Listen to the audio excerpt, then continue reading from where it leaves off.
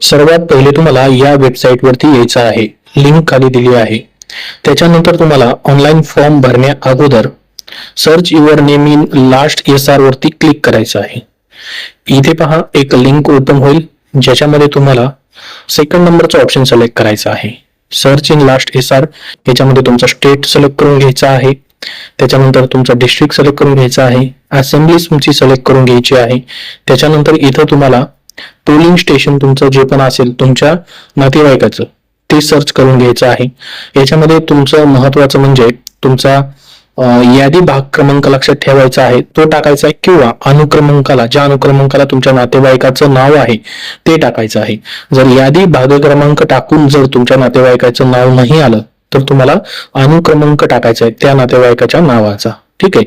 तर हे तुम्हाला सर्व लिहून ठेवायचं आहे किंवा ती PDF डाउनलोड करून ठेवायची जेणेकरून तुम्हाला फॉर्म भरताना उपयोगी येणार आहे.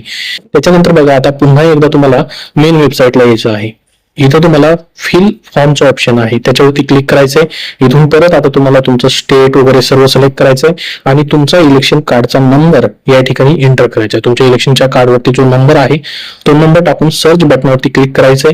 सर्च केल्याबरोबर तुमची प्री फिल इन्फॉर्मेशन या ठिकाणी येईल. तुमच्या इलेक्शन कार्डवरती जी इन्फॉर्मेशन आहे ती या ठिकाणी तुम्हाला दाखवेल. तुमचं नाव, सिरियल नंबर वगैरे सर्व दाखवेल. त्याच्यानंतर खाली स्क्रोल करून तुमचा 10 डिजिटचा मोबाईल नंबर टाकायचा आहे. एक OTP तुमच्या मोबाईल नंबर वरती जाईल.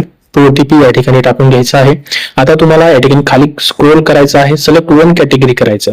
याच्यामध्ये पाहू शकता my parents name, father, mother, grandfather यांच्यापैकी 2002, 2003, 2005 मध्ये SRच्या त्यांनी केलेलं आहे किंवा यादीमध्ये त्यांचं नाव आहे जे असेल ते तुमचं या ठिकाणी सिलेक्ट करून घ्यायचंय. त्याच्यानंतर खाली या ठिकाणी स्क्रोल करायचं. अजून तुम्हाला एकदा तुमचं असेंब्ली सिलेक्ट करायचे, पोलिंग स्टेशन सिलेक्ट करायचं आहे. आणि आता बघा हे सिलेक्ट केल्यानंतर तुम्ही ज्या मतदार यादीमध्ये आहेत किंवा तुमच्या नातेवाईकाचं जे मतदार यादीमध्ये आहे ते त्यांचं टाकायचं आहे. लक्षात राहू द्या तुमचं नाही टाकायचं.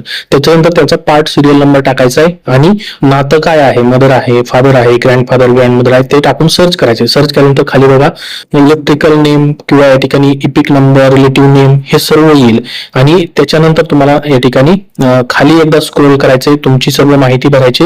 यापैकी फक्त डेट ऑफ बर्थ तुमची टाकली तरी चालेल, आधार नंबर नाही टाकला तरी चालेल. त्यानंतर फादरचं नाव आणि मदरचं नाव या ठिकाणी एवढं टाकायचे. 3 गोष्टी टाकून घ्यायच्या आहेत. त्याच्यानंतर पुढे तुम्हाला खाली स्क्रोल करून घ्यायचं आहे.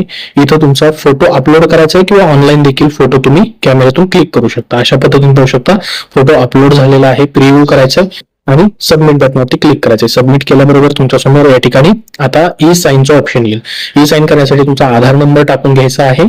इथं जो पण तुमचा आधार नंबर असेल त्याला OTP जाणार आहे तो आधार नंबर टाकायचा आहे आणि इथं खाली पहा गेट OTP वरती क्लिक करायचं आहे. जो OTP आलेला आहे तो OTP तुम्हाला आता इथं एंटर करून घ्यायचा आहे. OTP एंटर केल्याबरोबर तुम्हाला या ठिकाणी खाली एक ऑप्शन येईल. पहा आता OTP पहिल्यांदा जो आलेला आहे तो टाकून घ्यायचा आहे आणि खाली एक ऑप्शन येईल सबमिट बटनाचं. त्याच्यावरती क्लिक करायचंय. ई हस्ताक्षरचं ट्रान्झॅक्शन या ठिकाणी कम्प्लीट होण्याची प्रोसेस सुरू झालेली आहे. आता ई हस्ताक्षरला तुमचं जात आहे.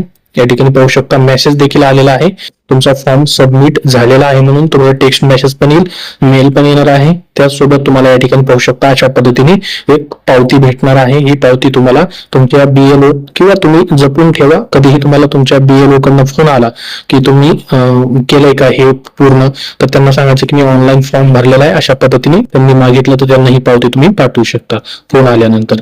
तर अशा पद्धतीने ऑनलाईन तुम्हाला या ठिकाणी फॉर्म भरता येणार आहे. याबद्दल काही प्रश्न असतील तर कमेंट बॉक्समध्ये नक्की विचारा. हा व्हिडिओ नक्की लाईक करा. धन्यवाद.